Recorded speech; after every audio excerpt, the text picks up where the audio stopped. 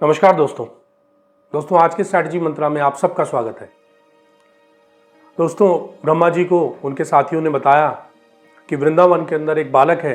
उनकी लीलाओं के बारे में, उनकी शक्तियों के बारे में उन्होंने उनको बताया और उनको कहा कि उन सबको ऐसा लगता है कि वो और कोई नहीं, स्वयं विष्णु के अवतार हैं। ब्रह्मा जी ने उनकी बात को बिल्कुल नहीं माना। उन्होंने कहा ऐसा कैसे संभव है?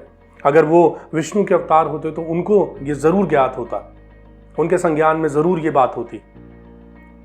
उन्होंने सबको कहा कि आइए मैं आप सबको लेके चलता हूँ और मेरा मानना है वो और कोई नहीं, वो कोई ना कोई एक बहुत बड़ा मायावी है और उसके असली स्वरूप में हम उसको लेके आएंगे और मैं आप सबको दिखाऊंगा कि वो विष्णु नहीं, कोई मायावी है। वो सब वहाँ पे पहुँचे। उन्होंने वहाँ पे पहुँचते ही उनके एक साथी ने उनको बताया कि देखिए अभी कुछ क्षण पहले ही, जैसा हम आपको कह रहे थे इस बालक की शक्ति के बारे में, लीलाओं के बारे में, इन्होंने अभी अभी एक बहुत ही भयंकर राक्षस अघासुर को मार गिराया, उसका संहार कर दिया। फिर भी उनको ऐसा लगा, ब्रह्मा जी को ऐसा लगा, उन्होंने उनको कहा कि अब तो इस बात को मैं और मानने लगा हूँ, ये तो बहुत बड़ा कोई मायावी है। उन्होंने एक योजना बनाई और उन्होंने उनके जो पशु थे उनको वो वहाँ से दूर ले गए।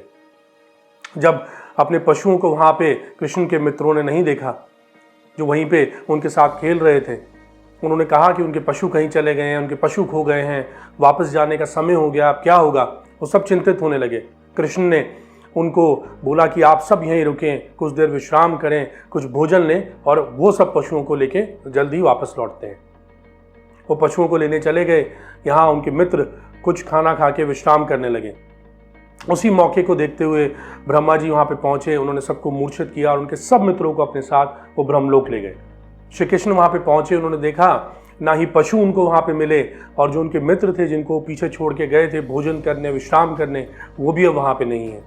अपनी ईश्वरीय शक्ति से उनको ये ज्ञात हुआ कि ये ब्रह्मा जी का कार्य है और क्यों उन्होंने ऐसा किया वो भी उनकी समझ में आ गया। वो मुस्कुराए और उन्होंने अपने विभिन्न स्वरूपों को वहाँ पे उत्पन्न कर दिया। उनके दोस्त, उनके जो पशु थे, उनके जो मित्रों के पशु थे, उनके सब स्वरूपों ने उस रूप को ले लिया। वो सब मिलके जो कृष्ण थे लेकिन उनके दोस्तों, उनके पशुओं के स्वरूप में आ चुके थे, वो सबको अपने साथ लेके वो दोबारा गांव पहुँचे, जहाँ उन सबके परिवार उनका रास्ता देख रहे थे, उनका इंतजार कर रहे थे। सबको बहुत हर्ष हुआ, वो सब वापस आ गए। बहुत स्नेह उन्होंने उनको करा और सब अपने अपने घर लौट गए। बहुत समय बीत गया, ऋतुएं आई, ऋतुएं गईं और एक लंबे समय तक सब उस श्री कृष्ण के जो स्वरूप थे विभिन्न जिन्होंने उनके मित्रों का और पशुओं का स्वरूप ले लिया था, वो सब अपनी अपनी जगह पे, अपने अपने परिवारों, अपनी अपनी जगह पे रह रहे थे।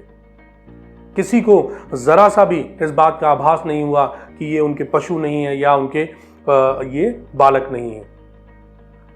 जब ब्रह्मा जी को ऐसा लगा कि बहुत समय बीत गया है, ना ही वो मायावी बालक या कोई और समाचार आया कि ये सब इतने जो बच्चे हैं, जो इतने बालकों को हम यहाँ पे उठा लाए हैं, पशुओं को हम लेके आ पाए हैं, इनके बारे में किसी ने समाचार लेने की, जानने का प्रयास भी नहीं करा। और वो बालक जिनके लिए कहते थे कि वो इतना मायावी है, इतना शक्तिशाली है, इतने बड़े बड़े राक्षस जिसने मार गिराए, वो क्यों नहीं अपने मित्रों को वापस लेने आया? क्यों नहीं कोई उनका समाचार मिला? आओ चलो हम देखते हैं वापस वहाँ पे क्या हुआ, वो किस स्थिति में वहाँ पे रह रहे हैं। जो वापस पहुँचे तो उनके आश्चर्य का ठिकाना नहीं था। वो सब उनके जो मित्र थे, वो पशु थे, उन्होंने देखा कि वो वहाँ कृष्ण के साथ वैसे ही खेल रहे हैं, वैसे ही सबके साथ रह रहे हैं। उन्हें बहुत आश्चर्य हुआ कि ये कैसे संभव है। जो उनके मित्र हैं, जो पशु हैं, वो स्वयं उनको सबको ले गए थे और वो अभी भी इस समय भी ब्रह्मलोक में उसी मूर्छित अवस्था में है। वो समझ गए कि ये कार्य और किसी का नहीं, ये स्वयं विष्णु ही इस कार्य को कर सकते हैं। और जैसा कि उनके साथियों ने कहा था, जो उन्होंने नहीं माना, वही ये चीज़ है।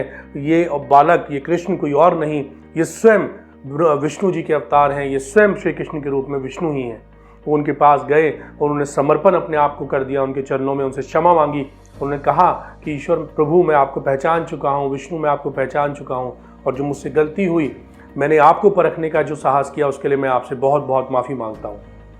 उनकी माफ़ी को भी उनने, कृष्ण ने सहर्ष स्वीकार किया, अपना स्वरूप उनको दिखाया, अपना ब्रह्म स्वरूप उनको दिखाया, उनको आशीर्वाद दिया और ब्रह्मा जी ने उनके सभी मित्रों को, उनके सभी पशुओं को वापस श्री कृष्ण के पास वो लौटा लाए। दोस्तों, अगर इस कथा से हम एक शिक्षा लेने का प्रयास करें, अपने जीवन के लिए एक प्रेरणा लेने का प्रयास करें, कई बार हम लोग जब अपने ऑफिशियल, अपने एक प्रोफेशनल टास्क के अंदर होते हैं, एक टीम में काम कर रहे होते हैं, तो कई बार कुछ कारणवश कुछ ऐसी सिचुएशंस पैदा हो जाती हैं कि हमारे जो साथी हैं, हमारे जो टीममेट हैं, जो अलग अलग रोल के अंदर हमारे साथ एक टास्क के ऊपर काम कर रहे हैं, वो उस टास्क के पार्ट नहीं रहते। उनको उस रोल से अलग होना पड़ता है या उस रोल से अलग हो जाते हैं। उस समय पे वो उनका जो कंट्रीब्यूशन है वो आपको नहीं मिल पाता। कई बार ऐसा लगता है कि अब कैसे होगा, क्योंकि जब आपने सोचा था, जब आपने विजन बनाया था, अपने टास्क की तरफ जब आप आगे बढ़े थे, आपने सबके लिए कुछ ना कुछ रोल फिक्स करे थे और ऐसे ही आपने अपनी स्ट्रैटेजीज बनाई थी कि हर कोई अपने अपने रोल को निभाता जाएगा और आप अपने टारगेट को अचीव कर लेंगे।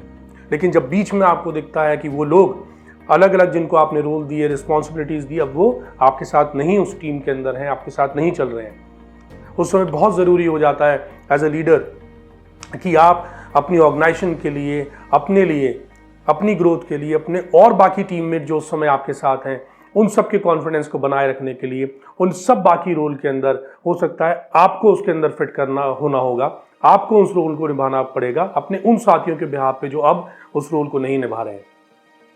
सो एज अ लीडर आप उस सिचुएशन के अंदर घबराएं ना, अपना धैर्य बनाए रखें और उन सब रोल को आप निभाने का प्रयास करें, सबको साथ में रखने का प्रयास करें, वो कॉन्फिडेंस देने का प्रयास करें कि अगर वो लोग नहीं हैं फिर भी कार्य नहीं रुकेगा, काम नहीं रुकेगा, उस पर इफेक्ट नहीं आएगा, क्योंकि आप एज अ लीडर उन सब रोल को बखूबी निभाने के लिए तैयार हैं और आप उस चीज़ के लिए आगे बढ़ने के लिए, उन सबको लीड करने के लिए भी पूरे कॉन्फिडेंस के साथ आगे बढ़ रहे हैं। और दोस्तों, अगर आप ऐसा करेंगे तो आपकी टीम का कॉन्फिडेंस बना रहेगा, आपकी ऑर्गेनाइजेशन के लिए, आपकी टीम के लिए जो भी आपका टास्क है आप उसको सक्सेसफुली अचीव कर पाएंगे और इसके साथ साथ आपकी एक पर्सनल ग्रोथ भी हो पाएगी।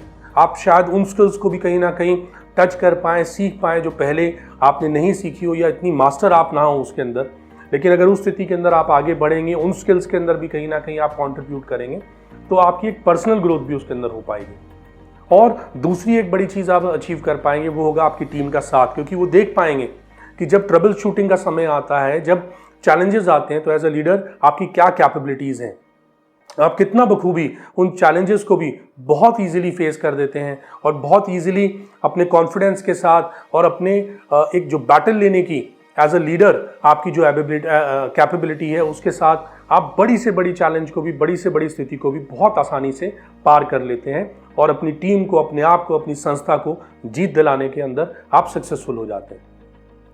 तो दोस्तों, इन्हीं सब शिक्षा के साथ, इन्हीं सब संदेश के साथ आज के स्ट्रैटेजी मंत्रा में इतना ही।